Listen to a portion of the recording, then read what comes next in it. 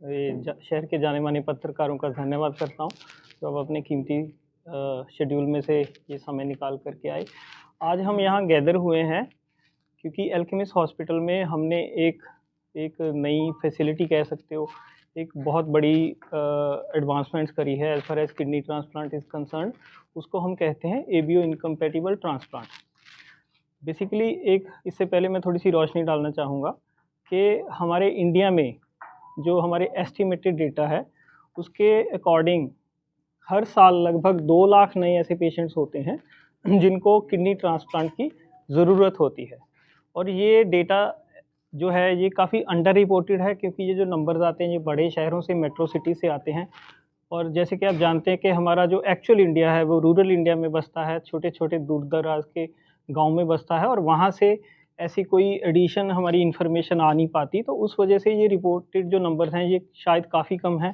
Actual number हो सकता है इससे डबल हो जाए, यानी कि 3 से 4 लाख मरीज़ ऐसे होते हों हर साल जो ऐड होते हैं जिनको कि किडनी ट्रांसप्लांट की ज़रूरत पड़ती है। तो इन अगर हम 2 लाख को भी मान के चलें तो जो एक्चुअल ट्रांसप्लांट इंडिया में प्रति वर्ष होते हैं उनका नंबर्स मुश्किल से 10,000 टच कर रहा है। वो भी बेस्ट ऑफ द ईयर्स में कुछ सालों में वो 10,000 भी नहीं क्रॉस कर पाता। इसका मेन कारण क्या है? इसका मेन कारण है शॉर्टेज ऑफ ऑर्गन्स। तो हमारे पास जो भी पेशेंट्स हैं उनके पास ऑर्गन्स देने वाला कोई नहीं है। और इसमें ये कमी क्यों है? उसमें एक तो हमारी सोसाइटी की कमी है क्योंकि हम जो ऑर्गन डोनेशन, जो मरणोपरांत ऑर्गन डोनेशन या जिसको हम कैडावरिक ऑर्गन डोनेशन कहते हैं, वो रूडिमेंट्री स्टेज पे है, वो बहुत कम लेवल पे है, सोसाइटी में अवेयरनेस नहीं है। और दूसरा, जब हम बात करते हैं रिलेटेड किडनी ट्रांसप्लांट की जिसमें कि हमारी किसी मरीज़ के सगे संबंधी फैमिली मेंबर किडनी डोनेट करते हैं, तो उसमें मैचिंग इश्यूज़ आते हैं। लगभग जो भी पेशेंट्स आते हैं तो 30 टू 40% पेशेंट्स जो उसमें से होते हैं, जो उनके संभावित डोनर होते हैं, वो उनसे मैच नहीं कर पाते। वो ना मैच करने का कारण हो सकता है डिफरेंट ब्लड ग्रुप या फिर डोनर के अगेंस्ट एंटीबॉडीज़ यानी कि एचएलए मिसमैचिंग। तो जो पहली इसमें से हमने कैटेगरी बात कही कि डिफरेंट ब्लड ग्रुप होना, तो उसको अभी तक एक नेचुरल बैरियर माना जाता था। यानी कि अगर कोई पेशेंट ओ पॉजिटिव है और डोनर संभावित डोनर ए या बी या ए बी है, तो उनके ब्लड में एक नेचुरल एंटीबॉडीज़ होती हैं जो बाय बर्थ होती हैं, तो वो बैरियर की तरह काम करती हैं। तो उसको अगर हम ऐसे ही ओ पॉजिटिव के मरीज़ को ए या बी की किडनी का प्रत्यारोपण करते हैं, तो वो इमीडिएटली उस पे अटैक कर देती है एंटीबॉडीज़ और जिसका रिज़ल्ट होता है इमीडिएट रिजेक्शन और ऑर्गन फेलियर, यानी कि पेशेंट तुरंत साथ ही साथ दोबारा डायलिसिस पे आ सकता है। तो ये पिछले 20-25 सालों की लगातार जो डिफरेंट कंट्रीज़ में रिसर्च हो रही है, उसमें मेन हम कह सकते हैं कंट्रीब्यूशन जापान की है। तो उससे हमारे रिज़ल्ट्स आने लगे हैं। हम ये जो नेचुरल बैरियर है, इसको आज इस कंडीशन पे पहुँचे हैं कि इसको हम आज पार कर चुके हैं। तो ओ पॉज़िटिव ब्लड ग्रुप का जो पेशेंट है, वो ए या बी या एबी ब्लड ग्रुप के डोनर से भी किडनी ले सकता है और वो एक सक्सेसफुल प्रत्यारोपण हो सकता है। और इसके जो सक्सेस रेट हैं वो ऑलमोस्ट एट पार होने लगे हैं सेम ब्लड ग्रुप ट्रांसप्लांट की। तो they are in excess of 90%। Well selected patients में अगर हम जो भी डिफाइंड प्रोटोकॉल्स हैं उनको हम तरीके से फॉलो करते हैं, तो उनमें जो किडनी चलने की संभावना है वो almost at par with the same blood group transplant है। हमारे बीच में, आप लोगों के बीच में 2 पेशेंट्स हैं हमारे, इनमें से एक जितेंद्र गिल जी हैं, ये रोहतक से आए हैं, है ना? इनका किडनी ट्रांसप्लांट हुआ है। अगेन ये लंबे समय पे डायलिसिस पे थे क्योंकि कोई घर में सेम ब्लड ग्रुप का डोनर नहीं था। और उसके बाद इन्होंने एक बोल्ड स्टेप लिया, जो भी इनको जानकारी मिली एबीओ इनकम्पैटिबल ट्रांसप्लांट के बारे में हमारे पास ये आए और इनका टाइटर हो जो कि 1000 से ऊपर था, तो इसको हम हाई टाइटर्स मानते हैं। हाई टाइटर्स होने के बावजूद इनका सक्सेसफुल ट्रांसप्लांट हुआ है। ऑलमोस्ट 3 मंथ्स मेरे ख्याल कंप्लीट हो चुके हैं। B positive to O positive transplant हुआ है। सिमिलरली हमारे साथ सुरेंद्र कुमार जी हैं जो कि हरियाणा पुलिस के कर्मचारी हैं। ये भी सिमिलरली काफ़ी लंबे समय से सफ़र कर रहे थे क्योंकि कोई सेम ब्लड ग्रुप का डोनर फैमिली में ना होने की वजह से तो ये काफ़ी दिक्कतें थी, थोड़ी मिथ्या थी, थोड़ी मिसकंसेप्शंस थी कि जो डिफरेंट ब्लड ग्रुप ट्रांसप्लांट होते हैं वो शायद काम नहीं करते, तो इनका ट्रांसप्लांट काफ़ी डिले हुआ और काफ़ी पुअर कंडीशन में हमारे पास आते थे। एक स्टेज थी जब इनको व्हीलचेयर में लाया जाता था। तो अभी इनकी वाइफ ने इनको किडनी डोनेट की है। अगेन सिमिलरली जैसे ये B positive to O positive है, तो दूसरी जो उदाहरण है हमारे पास वो A positive to O positive है। इनका भी काफ़ी हाई टाइटर था। इनिशियली जब हमने ये शुरू किया था तो 1000 प्लस टाइटर था। तो ये हाई टाइटर होने के बावजूद हमारे पास जीती जागती उदाहरण है कि ट्रांसप्लांट अच्छा हुआ है और ये कारगर है। तो ये जो मिसकंसेप्शंस हैं सोसाइटी में, आपके माध्यम से इनको हम दूर करना चाहते हैं। डॉक्टर नीरज, मेरे कुछ सवाल हैं। सबसे पहले तो जो इनकम्पैटिबिलिटी किडनी ट्रांसप्लांट है, इसको जैसे आपने आज ये इस टॉपिक पे की है प्रेस कॉन्फ्रेंस, सक्सेसफुल ऑपरेशन जो आपने परफॉर्म किए हैं, नॉर्थ इंडिया में पहली बार हुआ है ऐसा? नॉर्थ हरियाणा में पहली बार हुआ है। हरियाणा में बहुत सिलेक्टेड हॉस्पिटल्स हैं इंडिया में जो अभी सक्सेसफुल एबी इनकम्पैटिबल ट्रांसप्लांट कर रहे हैं, जो उसको एग्जीक्यूट कर रहे हैं। तो ये बेसिकली एक हमारे लिए बहुत बड़ा उपलब्धि है कि हम उस लिस्ट में शामिल हुए हैं। हैदराबाद, बेंगलोर, मुंबई या चेन्नई का नाम ले सकते हैं उन बड़े शहरों में। तो इन पेशेंट्स को या तो दे वर सफरिंग ऑन डायलिसिस, और या इनको बड़े शहरों में, दूर इलाकों में जाना पड़ता था। और क्योंकि कोई भी ट्रांसप्लांट ऐसा नहीं है कि आप आज आए और कल आपका ट्रांसप्लांट हो जाएगा, इसमें एक एक प्रॉपर प्रोसेस है, और वो process anywhere between 1 month to 2 months का समय लगता है। तो किसी एक, मान लो चंडीगढ़, पंचकुला या कुरुक्षेत्र या कोई यमुनानगर का मरीज़ कल को कहे कि मैं किसी चेन्नई के बड़े अस्पताल में जाके ट्रांसप्लांट कराना चाहता हूँ, तो वो इतना ईज़ी नहीं है, वो इतना प्रैक्टिकल नहीं है, क्योंकि 2-3 महीनों के लिए किसी दूर सिटी में रहना, सफ़र करना, पूरी फैमिली ने जाना, तो ये इतना संभावित नहीं था। तो इतनी बड़ी टेक्नोलॉजी को हम अब अपने डोर स्टेप पे ले आए। एज यू सेड कि एंटीबॉडीज होती हैं हम सभी की बॉडी में, और जब हम दूसरे ब्लड के उससे ग्रुप से दूसरे ब्लड ग्रुप में किडनी ट्रांसप्लांट करते हैं तो काफ़ी कॉन्सिक्वेंसेस भी होंगे। पोस्ट सर्जरी, पोस्ट ऑपरेटिव किस तरह के प्रोटोकॉल्स हैं, क्या इसमें हमें ध्यान रखना पड़ता है उसके बारे में, क्योंकि इस मामले में किसी को कोई जानकारी है नहीं, पहले तो इस तरह के ऑपरेशंस के बारे में ही जानकारी है। जी, जी, बिल्कुल।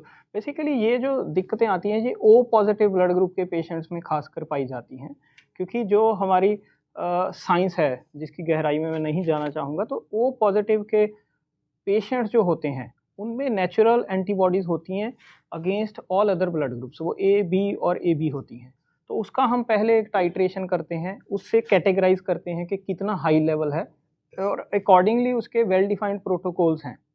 जो पिछले 20-25 सालों में दुनिया भर में रिसर्च हुई है, उसके हिसाब से प्रोटोकॉल्स बन गए हैं। उस प्रोटोकॉल्स के अकॉर्डिंग हम ये तय करते हैं कि कौन-सी प्रक्रिया से उनके खून की सफाई की जाए। तो इन एंटीबॉडीज़ को हम खून से एक पद्धति के तहत इनको कम किया जाता है। तो एक टारगेट लेवल्स होते हैं, जैसे 1:8, 16 या 32, जैसे मैंने कहा ना, हज़ारों में थे तो उसको 16 तक ला करके हमने उसको कंट्रोल करना होता है, फिर ट्रांसप्लांट किया जाता है।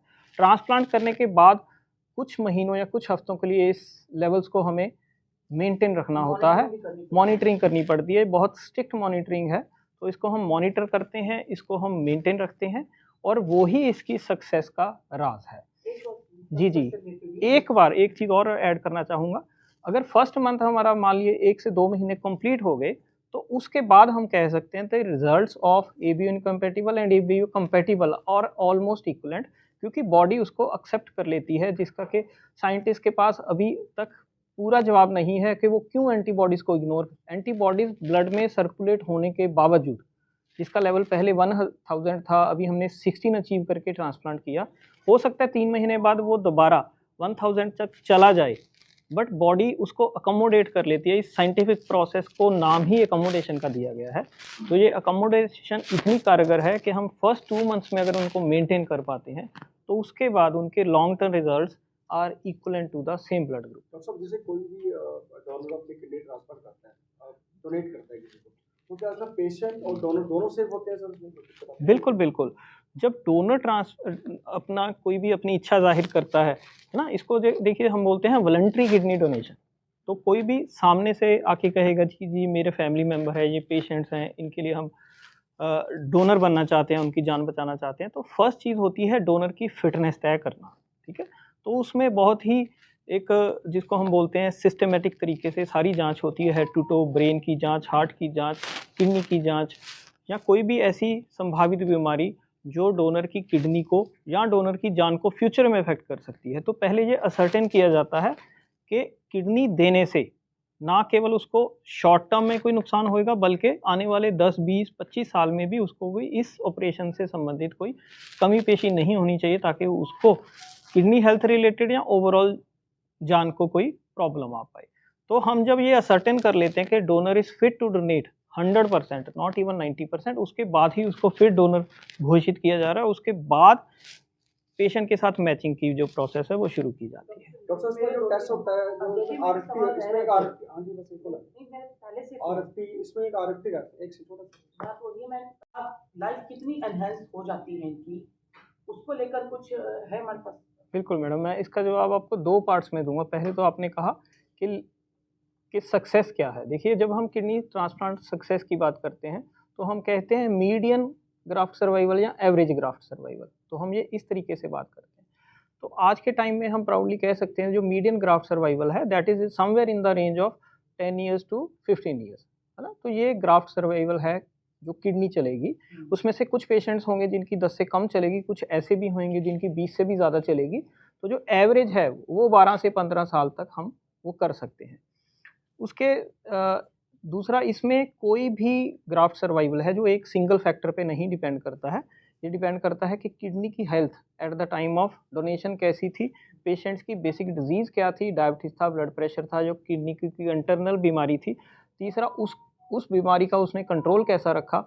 चौथा, उसका दवाइयों के साथ कंप्लायंस कैसा रहा। पांचवा, उसका ओवरऑल परहेज कैसा रहा, डाइटरी कंट्रोल कैसा रहा, है ना, लाइफस्टाइल कैसा रहा।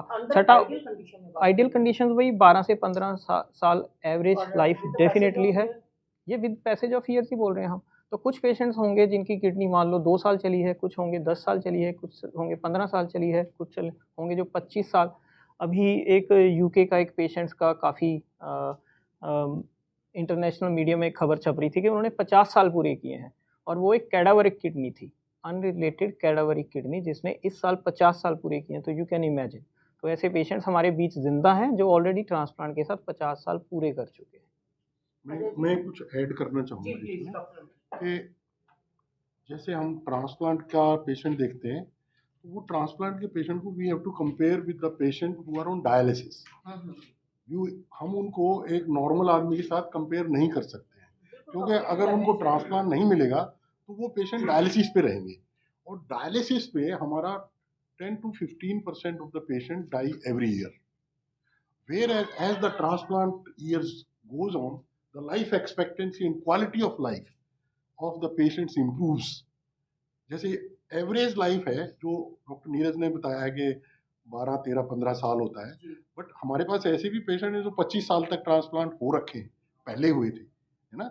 और कुछ पेशेंट हैं जो 5-7 साल रहते हैं, बट एवरेज 10 से 12 साल उनका ग्राफ्ट सर्वाइवल होता है। पेशेंट ठीक रहता है, graft they can come to the dialysis again, they can go for a transplant again, so they have means good life.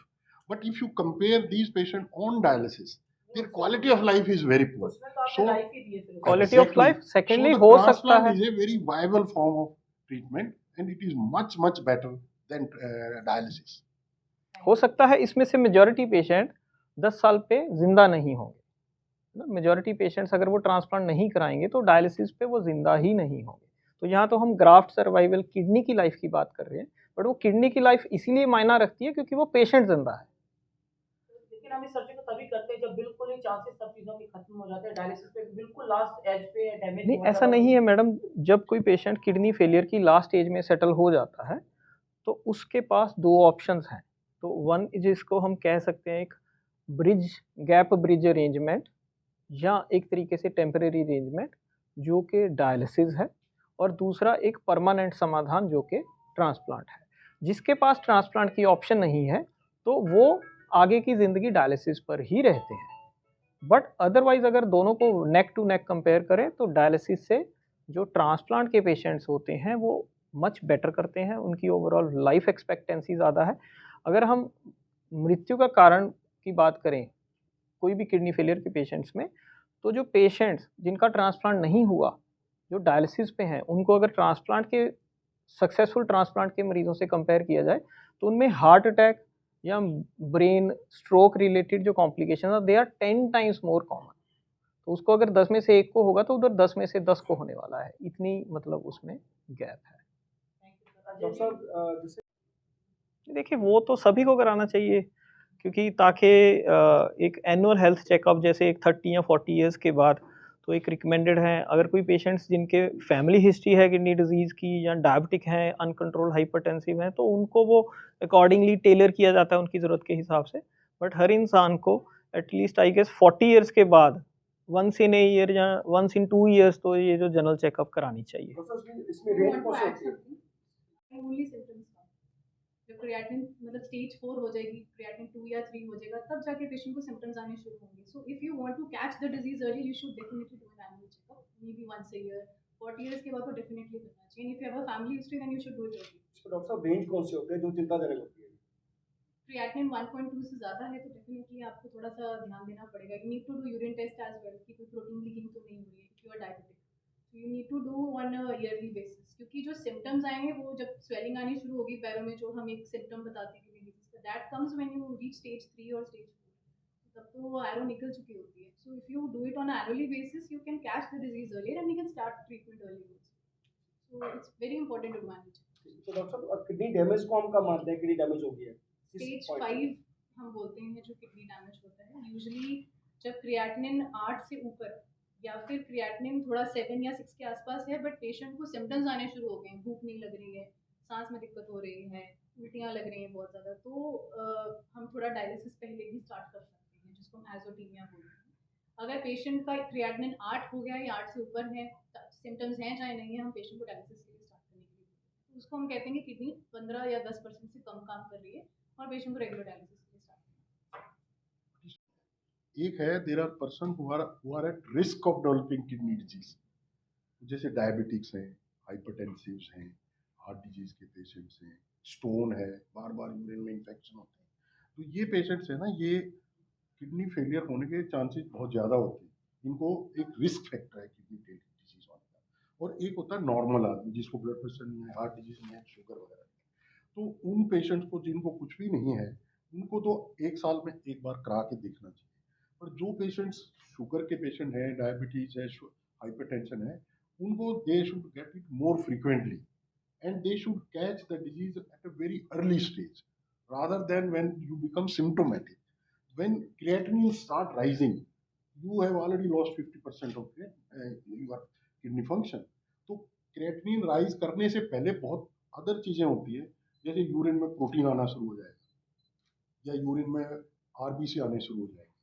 तो urine test is the most important thing, catch disease early and it's very easy and it's very cheap also.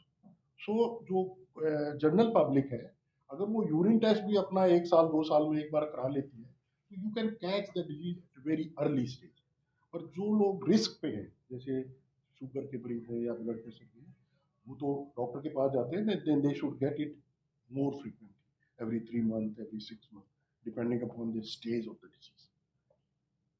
आप और कितने patients के और कितने patient जैसे successful transplant कर चुके हैं, like do you have a exact number और बिल्कुल बिल्कुल। हम देखिए अगर हम बात करें तो मैं जो कि सक्सेसफुल किडनी ट्रांसप्लांट को इस लेवल तक लेके आया है, पिछले बहुत छोटे समय में लगभग 4 साल में हमारे टोटल किडनी ट्रांसप्लांट्स 350 के पार हो चुके हैं compatible, they are total kidney transplants. उसमें जब हम बात करते हैं कि जो मेरी ये इस कॉन्फ्रेंस की शुरुआती स्टेटमेंट थी कि बहुत बड़ा बैरियर है वो है कि कंपैटिबल किडनी डोनर ना मिलना, तो उसमें हमारे पास 2 ऑप्शंस थी। एक होता है स्वैप करवाना, तो एक साइंटिफिक तरीका है कि डोनर स्वैप कराए जाते हैं कि ए के डोनर जो है वो बी को किडनी देता है, बी का डोनर ए के पेशेंट को किडनी देता है।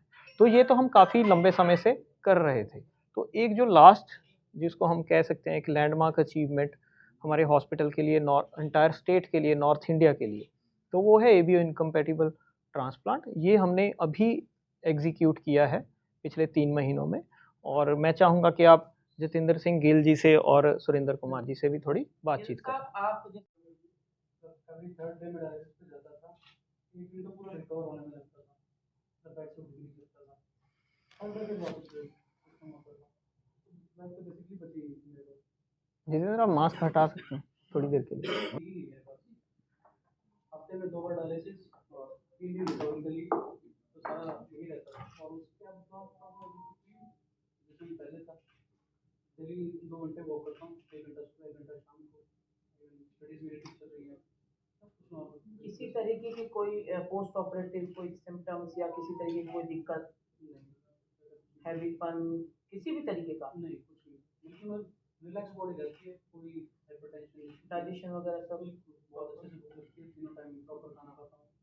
हॉस्पिटल मैनेजमेंट की तरफ से जिस तरह से जो भी रहा आपका एक्सपीरियंस, उसके बारे में कुछ बताना चाहेंगे? बहुत अच्छा। फ्रॉम मतलब not only the doctor surgeon, मतलब everybody from the nurses housekeeping to all. जैसे नर्सिस टीम में नॉन नर्सिस, मतलब सबसे ज़्यादा तो अच्छा मुझे ये लगा कि पॉजिटिव एनवायरनमेंट जो क्रिएट किया था उन्होंने मेरे को, कोई भी बैड न्यूज़ नहीं, नेगेटिविटी नहीं, इवन उनका पर्सनल लाइफ में कुछ भी चल रहा हो नहीं आने दिया है। मेरे पास जब भी आते थे तो स्माइलिंग फेस के साथ आते थे और हमेशा हाँ ये देखो हो जाएगा हो जाएगा। तो अभी आप मॉनिटरिंग पीरियड में है कि जो यहाँ पे रेगुलर चेकअप रिव्यूज के लिए? अभी 3 मंथ से कंप्लीट होना है तो अच्छा, और 12 जून को मेरा ट्रांसप्लांट हुआ था, तब से मेरा ठीक है। पहले कैसी थी कंडीशन आपकी? एपोविशन से पहले क्या सोचते थे, क्या महसूस करते थे, किन तकलीफों से गुजर रहे थे? इनको माइक दे दीजिए।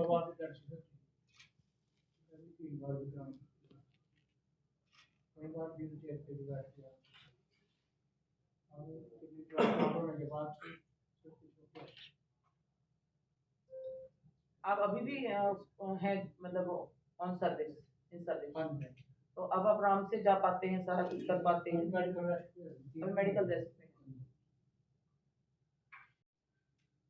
Thank you. किसी ने पूछना? See, usually these in ABO incompatible transplant, normally with a ABO compatible transplant, जो compatible होते हैं उनको हम जिस दिन एडमिट करते हैं नेक्स्ट डे ट्रांसप्लांट कर देते हैं, और जो ABO इनकम्पैटिबल ट्रांसप्लांट होते हैं उनको हफ्ता 10 दिन पहले एडमिट करते हैं, निकालते हैं हम प्लाज्मा फेरेसिस है या कॉलम लगा के, और वो उसको फिर डेली मॉनिटर करते हैं। ये बहुत सारी फैमिलीज रेडी होती हैं। वो तो बताया उन्होंने 2-3 लाख केस होते हैं नीडी। नहीं प्रॉब्लम क्या है, पेशेंट पहले तो पेशेंट की कंडीशन, कई बार पेशेंट्स किडनी डिजीज से इतना लेट आते हैं डॉक्टर्स के पास कि उनको ट्रांसप्लांट के लिए वो फिट नहीं हो पाते। पेशेंट फिट होता है, डोनर भी रेडी होता है, परिवार अपने हिंदुस्तान में सब अच्छे से परिवार में रहते हैं, अपना फैमिली कल्चर बहुत अच्छा है, तो सब सपोर्ट करना चाहते हैं। वो सपोर्ट करना चाहते थे, मेडिकल बैरियर के कारण वो सपोर्ट नहीं कर पाते। उसके लिए एक लैंडमार्क अचीवमेंट है, एक किसी डॉक्टर्स के लिए, किसी हॉस्पिटल के लिए, कि everybody is ready, financial implication है वो भी पेशेंट ने हैंडल कर ली है, डोनर भी है, but because of this medical complication this was not possible. This break और this barrier has been now removed. Many patients whose families are yes. So the message from this conference should go to the masses. At least this hospital caters to 100 or 150, 200 kilometre तक से patients आते हैं, कुछ और दूर से भी आते हैं। तो उनको ये एक जो था कि जी हमें बहुत ज़्यादा सेंटर से मना हो गया है, ट्रांसप्लांट नहीं होना है, क्योंकि ये मेडिकल एक बैरियर है, ये थोड़ा सा नहीं है, क्योंकि इसमें थोड़ी ज़्यादा सुपरविजन चाहिए, उस टाइप की लेबॉर्ट्री सर्विसेज चाहिए, डॉक्टर्स का कॉन्फिडेंस चाहिए, वो सब चीज़ें अब हमारे पास है। हाँ, जैसे सर ने जी। बताया कि वो मशीनरी में 3-4 जी, लाख की है, वो जी। तो एंटीबॉडी ज़्यादा होते हैं। अल्टीमेटली रूटीन ट्रांसप्लांट में यही फर्क है that you have to be more vigilant, more careful. If you are able to do it then you are giving a new life to the patient. Doctor Neeraj, एक नया landmark स्थापित हुआ है kidney transplantation को लेकर। समाज में पहले ही इस सर्जरी को लेकर काफी मिथक है, लेकिन नॉर्थ इंडिया में जो सक्सेस आपने हासिल की है आज यहाँ पे, उसके बारे में बताएं।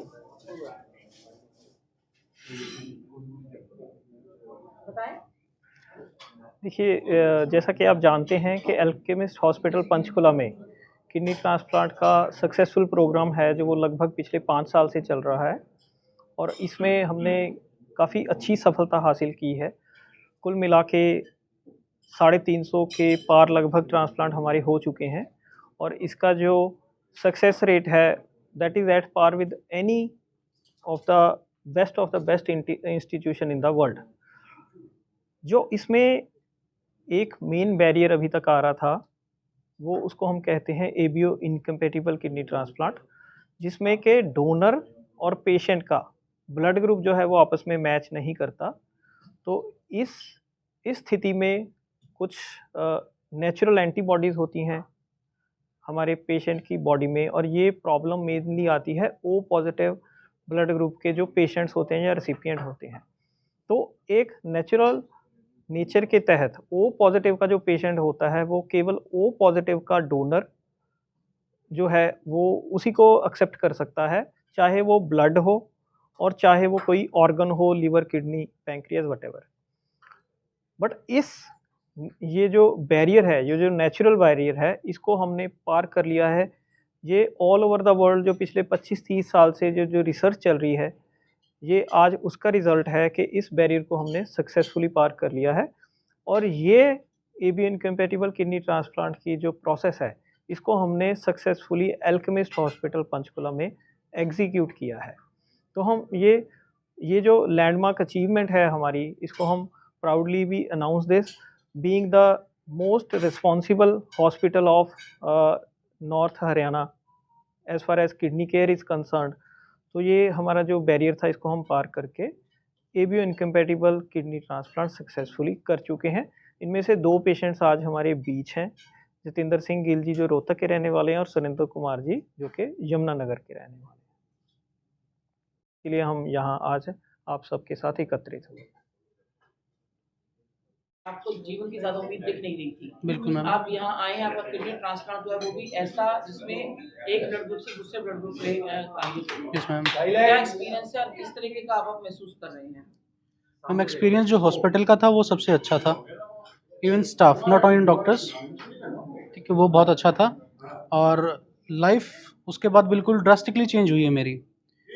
हर चीज़ जो पहले ये लग रहा था कि अब नहीं पॉसिबल है, वो सारी चीज़ें पॉसिबल हो गई हैं मेरे साथ। स्टडीज़ हैं, फिजिकल एक्टिविटीज़ हैं, जितनी भी हैं, इवन सुकून में रहता हूँ मेंटली कि कोई ब्लड प्रेशर नहीं है, कुछ भी नहीं है ऐसा कि मुझे वरी करने की ज़रूरत पड़ती है अब। Now I am normal, back to normal, जैसा मैं पहले होता था। अब नॉर्मल खेल, हेल्दी लाइफ हाँ जी पा रहे हैं? बिल्कुल नॉर्मल हेल्दी Married लाइफ। हैं? नहीं मैम, सिंगल हूँ। तो अब आप शादी करेंगे या यस मैम, अपनी एवरीथिंग, healthy life की वजह से? एवरीथिंग। आपको लगता था ये प्रॉब्लम आपको शादी में भी बैरियर बन सकती थी, हाँ, हर चीज़ में लग ही रहा था। जॉब में? हाँ, सबसे ज़्यादा तो जॉब में ही लग रहा था, क्योंकि फिज़िकली इतना पॉसिबल नहीं हो रहा था कि मैं उठ के जाऊँ। पहले मैं टीच भी करता था और अपनी स्टडीज़ भी करता था, तो मुझे वो भी छोड़ना पड़ा था, क्योंकि मैं रेगुलरली जा नहीं सकता था वहाँ पे पढ़ाने। फटीग होती थी, खड़ा भी नहीं हो पाता था बहुत बार, ठीक है, वो चेंज हो गया। अब यूँ का यूँ मैं डेली सुबह शाम दोनों टाइम फिजिकल एक्टिविटीज़ करता हूँ, खेल लेता हूँ, वॉकिंग कर लेता हूँ, ये सारा भी चल रहा है नॉर्मल। सुरेंद्र जी, आप कुछ ऐसी कंडीशन थी कि आप मेरे को बताया कि कई बार व्हील चेयर पे लाना पड़ता था और वीक में 2 बार और कई बार 3 बार भी आपको कराना पड़ता था, डायलिसिस में जाना पड़ता था। तो अब कैसा लाइफस्टाइल है आपका? अब तो नॉर्मल है जी सब। कितनी जिंदगी बदल गई है ऑपरेशन से पहले और बाद? अभी तो 70% हो गई। एक नॉर्मल हेल्दी लाइफ जी हाँ पा रहे हैं अभी? हाँ जी।